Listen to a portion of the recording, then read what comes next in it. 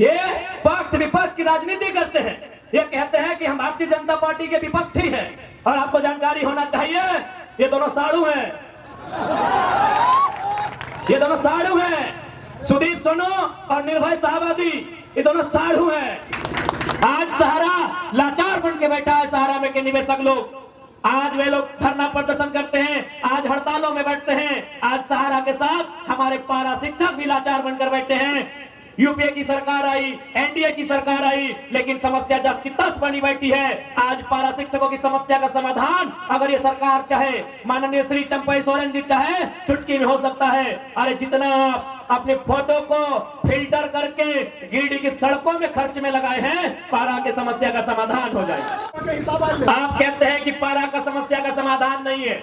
आप कहते हैं पोषण सखी की समस्या का समाधान नहीं है। आप कहते हैं कि स्वयं सेवकों की समस्या का समाधान नहीं है। आप कहते हैं होमगार्ड की समस्या का समाधान नहीं है। अरे भैया, हर समस्या का समाधान इसी झारखंड की तिजोरी में है। उसे जनता के लिए खाली करने का आपका चेष्टा होना चाहिए। और हम लोग कहना चाहेंगे, यदि गिरिडीह लोकसभा हम लोग फतह करते हैं, जैसा हमें जानकारी है, गिरिडीह लोकसभा में सिर्फ टाउन में केवल सदर में 200 प्लांट है, केवल सदर में 2000 फैक्ट्रियां हैं और हर एक फैक्ट्रियों में, हर एक प्लांट में यहाँ के विधायक सांसद दोनों को दक्षिणा जाता है, दोनों को चंदा जाता है। हम लोग वचन देते हैं अगर गिरिडीह फतह करते हैं तो चंदा के धंधा को बंद किया जाएगा और से रोजगार का सृजन किया जाएगा। नागार्जुन ने क्या कहा था पता है? पंडित नेहरू के सामने कहा था कि वतन बेचकर नेहरू फूले नहीं समाते हैं। नागार्जुन ने कहा था कि वतन बेचकर पंडित नेहरू फूले नहीं समाते हैं, फिर भी गांधी की समाधि पर शीश नवाने जाते हैं, शीश नवाने जाते हैं। और पंडित नेहरू ने सुना, इसे लोकतंत्र कहते हैं। और सुदीप सोनू आलोचना सुन नहीं पाते हैं, अपने आप को विधायक कहते हैं, शर्म आना चाहिए। आज देश के प्रधानमंत्री ने आलोचना सुना, एक नौजवान के शायर को सुना, अभी कब? बर्थडे के दिन सुना, अपने जन्मदिन में सुना कि वतन बेचकर पंडित नेहरू फूले नहीं समाते हैं, गांधी जी के समाधि पर शीश नवाने जाते हैं। ये पक्ष विपक्ष की राजनीति करते हैं। ये कहते हैं कि हम भारतीय जनता पार्टी के विपक्षी हैं और आपको जानकारी होना चाहिए ये दोनों साड़ू हैं। ये दोनों साड़ू हैं। सुदीप सोनू और निर्भय शाहबादी ये दोनों साड़ू हैं। दोनों का कंपनी में, फैक्ट्री में 50-50 का पार्टनरशिप है। ये दोनों साड़ू, ये दोनों साड़ू झारखंडी बुड़बक, ये दोनों साड़ू है। खाली झूठ मूठ में लोग ड्रामा करता है। इसलिए अब ना यहाँ एनडीए की बात होगी, ना यूपीए की बात होगी, तो झारखंड की माटी में इस मिट्टी को बचाने की बात करेगा, उस पार्टी की बात होगी। दोनों साड़ू है। सुने डीसी का भी योगदान है, अब वर्तमान की पूर्व नहीं मालूम। दोनों साड़ू को डीसी भी सहयोग करते हैं कि क्या है, आप लोग अकेले माल हड़प रहे हैं, 2-4 हिस्सा हमें भी दीजिएगा। यही हमारे लोकतंत्र की तस्वीर है आपके साथ।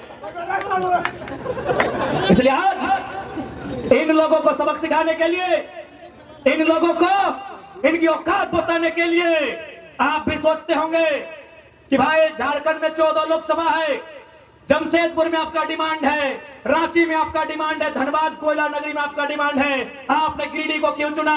तो मैं बताना चाहूंगा कि दिल्ली लोग एरोप्लेन से जाते हैं और झारखंड की सबसे ऊंची चोटी का नाम पारसनाथ पहाड़ है, वहीं से छलांग मारेंगे। इसीलिए चुना है, कोई तथ्य है, इसीलिए चुना है पारसनाथ पहाड़ को कि हम लोग स्टेशन जाने का इरादा नहीं है, मूड भी नहीं है। यही पारसनाथ की चोटी 4480 फीट की ऊंचाई में जो पारसनाथ है, वहीं से दिल्ली जाने की तैयारी है। ये आशीर्वाद और दुआ आपका होना चाहिए। ये संदेश लेकर आए आज।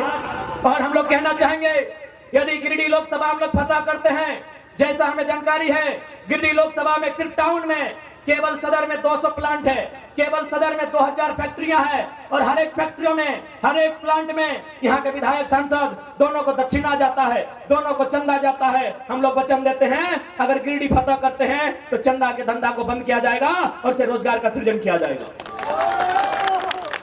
आज बताइए क्या नहीं दिया हमने? आज गिरिडीह में सीसीएल, धनबाद में बीसीसीएल, रामगढ़ में सीसीएल, गोड्डा में एसीएल, रांची में CMPDI, coal India of India. India में जो कोल इंडिया है उसकी 8 यूनिट होती है। सुदीप सोनू जी भी थोड़ा सुन लेंगे क्योंकि हमको उम्मीद है नहीं जानते हैं। यही तो खासियत है कि हम केवल लीडर नहीं है विधायक जी, टीचर भी हैं। वीडियो देख के सीख लीजिएगा, सीख लीजिएगा। और ऐसे भी हमारे भाषण का नकल करते हैं, उनके सहयोगी हमें बताए हैं। विधानसभा के भीतर हमारे भाषण को इन्होंने नकल करके रखा है। अच्छी बात है, बच्चे इस बच्चे के लिए गर्व की बात है। तो सुनिए माननीय विधायक जी, क्योंकि हमने कोयला पे बात किया है, गिरिडीह में सीसीएल है।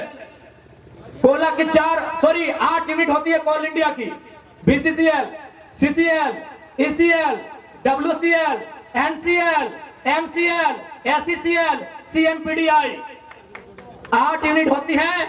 और दुर्भाग्य का विषय आपको बताएंगे कि 4 यूनिट झारखंड में है, बीसीसीएल झारखंड में, सीसीएल झारखंड में, ईसीएल झारखंड में, सीएमपीडीआई रांची झारखंड में, और हेडक्वार्टर कलकत्ता में है। ये झारखंड का दुर्भाग्य है। इसलिए आज कोयलांचल की नगरी में हम ये भी संदेश देंगे कि यदि गिरिडीह संसद के माध्यम से हमारी एंट्री लोकसभा में हुई तो विधानसभा, माफ कीजिएगा, लोकसभा के स्पीकर के सामने, माननीय प्रधानमंत्री जो उस समय होंगे उनके सामने हम सीधा सवाल करेंगे कि यदि कोयला के 4 यूनिट झारखंड में है तो हेडक्वार्टर कलकत्ता में क्या कर रहा है। चलिए झारखंड लेके आइए,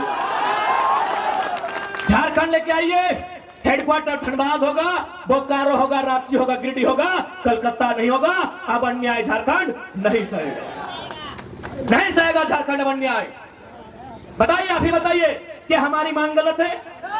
8 यूनिट में 4 यूनिट झारखंड में, हेडक्वार्टर कलकत्ता में। लेकिन दुर्भाग्य देखिए, आज 23 साल के झारखंड में कोई सांसद ऐसा नहीं हुआ जो यह सवाल सदन में करे कि कोयला का हेडक्वार्टर अब कलकत्ता नहीं धनबाद होना चाहिए। है सबको हिस्सा जाता है, सबको हिस्सा जाता है। कोयले की काली कमाई में सबका हिस्सा जाता है, इसलिए आज तक किसी ने सवाल नहीं किया। और एक ताज्जुब की बात आपको बताएंगे, दामोदर वैली कॉर्पोरेशन, हिंदी में दामोदर घाटी निगम, उसकी परियोजना कहां है पता है? धनबाद नदी में दामोदर के किनारे, बोकारो में दामोदर नदी के किनारे, रामगढ़ में दामोदर नदी के किनारे, हजारीबाग, चतरा, लातेहार में दामोदर नदी के किनारे। हेडक्वार्टर कलकत्ता में है। ये सवाल संसद में होगा। कितना अन्याय हुआ है झारखंड के साथ। यदि हम उस दास्ता को कहने लगे तो ये सूर्यास्त होके उदय होगा, अस्त होगा, फिर उदय होगा, लेकिन हमारी दास्ता कम नहीं होगी। आज इतना जुल्म केवल और केवल झारखंड में हुआ है। इसीलिए किसी ने कहा कि हमार पानी हमार पसीना, कि हमार पानी हमार पसीना, और बिजली जले तो शेख हसीना। हमें एक बात कहेंगे, हमें बांग्लादेश की प्रधानमंत्री शेख हसीना से आपत्ति है। बाकी हमारे फरजान भाई हैं, इनकी भी फुआ शेख फातिमा है, उन बिजली जलाए, हमें आपत्ति नहीं है। हाँ, हम कहना चाहेंगे हमारे फरजान भाई हैं, आधे शेख साइद भी आए हैं, सानिया बहन भी आई है, और रिजवान दौलेडी है, और हमारे रोकी शेख भी हैं। तो उनकी भी फुफी जान का नाम शेख फातिमा है, वो बिजली जलाए, हमें आपत्ति नहीं है। हमें ये आपत्ति है कि पानी हमारा, पसीना हमारा, बांग्लादेश की प्रधानमंत्री क्यों जलाएगी, ये बात की आपत्ति है। बाकी हमारे फरजान भाई हैं, इनकी भी पुप्पी जान का नाम शेख फातिमा है, वो जलाए, हमें कोई आपत्ति नहीं। आज नौजवान कहते हैं आई हेट पॉलिटिक्स। मैं कहना चाहूंगा कि भारत देश जो संविधान से चलता है, और संविधान जिसका संशोधन सदन से चलता है, सदन में बैठने वाले लोग राजनीति का हिस्सा होते हैं, यानी संविधान और राजनीति का संबंध होता है। इसलिए जो लोग आई हेट पॉलिटिक्स करते हैं वे लोग आई हेट कंट्री भी कहते हैं। इस बात को याद रखेगा, क्योंकि संविधान और राजनीति एक दूसरे के सहयोगी होते हैं। आज युवाओं को आवश्यकता है राजनीति को समझने की, आज युवाओं को आवश्यकता है राजनीति को जानने की। आज युवाओं ने राजनीति को समझा नहीं, इसलिए आज शिक्षा में 18% का जीएसटी लिया जाता है। न पढ़ेगा इंडिया, न आगे बढ़ेगा इंडिया, क्योंकि पढ़ने वाले युवाओं ने कहा आई हेट पॉलिटिक्स। उसका हमारे राजनेताओं ने भरपूर फायदा उठाया कि इनको राजनीति से दूर रखिए, राजनीति से नफरत करने में व्यस्त रहे, और आज 18% का जीएसटी लगा दिया है। इसलिए आज युवाओं को राज्य की बागडोर को, देश की बागडोर को संभालने की आवश्यकता है। अब आप बताइए, इन बूढ़ों को थोड़ी आइडिया है कि इस उम्र में पढ़ाई लिखाई का क्या महत्व है। और जो लोग बूढ़े हो चुके हैं, यानी हमारे एमपी एमएलए, उनके बेटों को पढ़ाई लिखाई करने की जरूरत भी नहीं है, किसी कंपनी फैक्ट्री के मालिक बन जाएंगे। यानी आज जिसको एजुकेशन की जरूरत है वे लोग राजनीति से संबंध नहीं रखना चाहते हैं, राजनीति पे चर्चा नहीं करना चाहते हैं। इसलिए आज भारत देश में शिक्षा का जीएसटी 18% लिया जाता है और बूढ़ा उनका पेंशन 50,000 पार किया जाता है एमपी एमएलए का। इसलिए आज युवाओं को बागडोर संभालनी होगी। जिस दिन युवा बागडोर संभालेंगे, आज देखिए सहारा परिवार दर बदर की ठोकरें खा रहा है। आज हमको लगता है हर एक गांव में तीसरा चौथा आदमी सहारा से पीड़ित है, लेकिन आज देखिए राजनीति नहीं समझने के कारण, राजनीति के मुद्दों को नहीं समझने के कारण आज कई हजार सहारा परिवार के लोगों ने, निवेशकों ने आत्महत्या कर लिया है, लेकिन कोई बोलने वाला नहीं, क्योंकि आप कहते हैं आई हेट पॉलिटिक्स। आज सहारा लाचार बन के बैठा है, सहारा में के निवेशक लोग। आज वे लोग धरना प्रदर्शन करते हैं, आज हड़तालों में बैठते हैं। आज सहारा के साथ हमारे पारा शिक्षक भी लाचार बनकर बैठे हैं। यूपीए की सरकार आई, एनडीए की सरकार आई, लेकिन समस्या जस की तस बनी बैठी है। आज पारा शिक्षकों की समस्या का समाधान अगर ये सरकार चाहे, माननीय श्री चंपई सोरेन जी चाहे, चुटकी में हो सकता है। अरे जितना आप अपने फोटो को फिल्टर करके गिरिडीह की सड़कों में खर्च में लगाए हैं, पारा की समस्या का समाधान हो जाएगा। आज आप गिरिडीह के चौक चौराहे में चले जाइए, सुंदर सुंदर तस्वीरें दिखेंगी। मुख्यमंत्री भी बुढ़ाड़ी में फिल्टर वाली तस्वीरें दिखेंगी। आज आप उन आंकड़ों का सिर्फ हिसाब लगाइए कि यदि एक क्षेत्र में, एक प्रखंड के कार्यक्रम में अगर बैनर पोस्टर खर्चा प्रचार में इतना खर्चा होता होगा, तो सोच के देखिए इस पूरे झारखंड राज्य में अगर मुख्यमंत्री का कोई कार्यक्रम होता है तो सोचिए कितना खर्चा होता है। आप कहते हैं कि पारा का समस्या का समाधान नहीं है, आप कहते हैं पोषण सखी की समस्या का समाधान नहीं है, आप कहते हैं कि स्वयं सेवकों की समस्या का समाधान नहीं है, आप कहते हैं होमगार्ड की समस्या का समाधान नहीं है। अरे भैया, हर समस्या का समाधान इसी झारखंड की तिजोरी में है, उसे जनता के लिए खाली करने का आपका चेष्टा होना चाहिए। आज बड़ा दुर्भाग्य का बात है कि आज इस ग्राउंड में जब हम लोग का सभा होने वाला था, सुनने में आया यहाँ के लाडले, यहाँ के दुलारे सोनू मोनू, आदरणीय बड़े भाई श्री सुदीप सोनू जी, आपसे हमारी वैचारिक लड़ाई है। याद रखिएगा, आपसे हमारी व्यक्तिगत लड़ाई नहीं है।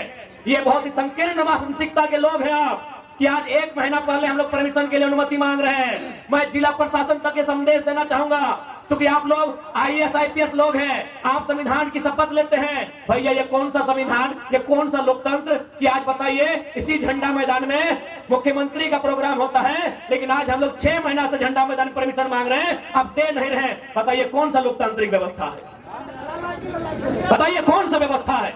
आज गिरिडीह के वर्तमान विधायक डरते हैं और जो लोग उनकी आलोचना करते हैं, सुने पीर टाड़ के साथ वो केस कर दिया जाता है। तो मैं जिला प्रशासन से निवेदन करूंगा, अरे झूठ मूठ का केस क्यों करते हैं भैया? केंद्र के खिलाफ जाना देशद्रोह है, तो राज्य के खिलाफ जाना राजद्रोह है। आप कुछ बड़ा केस कीजिए और हम लोग को इतना बुरा केस कीजिए कि जिंदगी हम लोग का नर्क ही बना दीजिए। आपको अगर तसल्ली मिले वही काम कीजिए।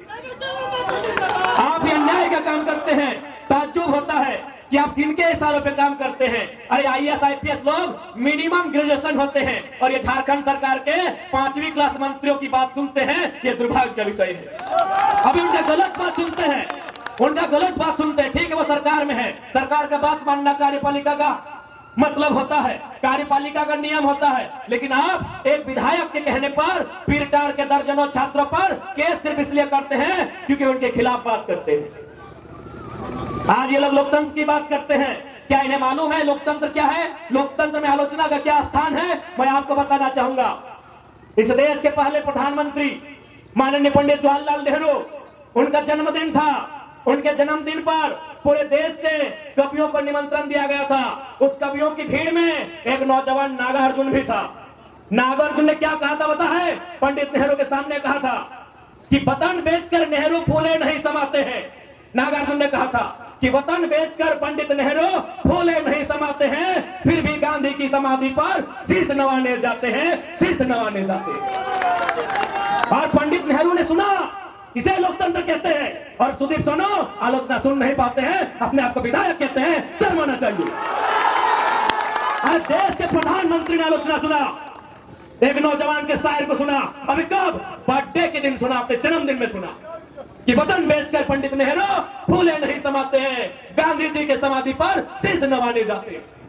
और आज ये सुदीप सोनू आलोचना नहीं सुनना चाहते हैं और अपने आप को विधायक कहते हैं, अपने आप को लोकतंत्र का प्रहरी कहते हैं। शर्म आना चाहिए। यही नहीं, केवल बर्थडे में नहीं, पंडित नेहरू ने सदन में भी आलोचना सुना था। उस समय कवि कुल के श्रेष्ठ रामधारी सिंह दिनकर राज्यसभा के सांसद थे। भारत चाइना से 1962 में पीट चुका था और राज्यसभा में और कांग्रेस के सांसद थे, ऐसा नहीं कि विपक्ष के थे। रामधारी सिंह दिनकर कांग्रेस के राज्यसभा सांसद थे। क्या कहता पता है कि रोकने युधिष्ठिर को यहाँ, जाने दे इनको स्वर्ग धेर, पर मुझको लौटा दे गांडीव गदा अर्जुन भीम भी। कह दे शंकर से फिर एक बार, करे भारत में मंत्र उच्चार। आज ये सहिष्णुता होती है, ये लोकतंत्र होता है। और आज ये शख्स आलोचना सहन नहीं पाता है, आलोचना सह नहीं पाता है और अपने आप को लोकतंत्र का हिस्सा बताता है। शर्म आनी चाहिए। देश के प्रधानमंत्री ने आलोचना सहा है, प्रथम प्रधानमंत्री ने। ना उन्होंने किसी को ईडी भेजा, ना किसी को समन भेजा, ना किसी के यहाँ सीबीआई भेजा। खैर, अभी वर्तमान प्रधानमंत्री की आलोचना मत कीजिएगा, नहीं तो आपको पाकिस्तान का टिकट कटवा देंगे। मैं बताइए कि यही लोकतंत्र है? क्या आप आलोचना नहीं सह पाएंगे? जो आपकी आलोचना करेंगे, जो आपसे सवाल करेंगे, जो अपने अधिकार की बात करेंगे, आप उन पर केस करेंगे। तो मैं जिला प्रशासन से निवेदन करूंगा कि छोटा मोटा मत केस कीजिएगा, क्योंकि सुदीप सोनू भले मुख्यमंत्री कोई और है, इस सुपर सीएम है, सीधे हम लोग पे राजद्रोह का केस कीजिएगा, उम्र कैद का सजा दीजिएगा।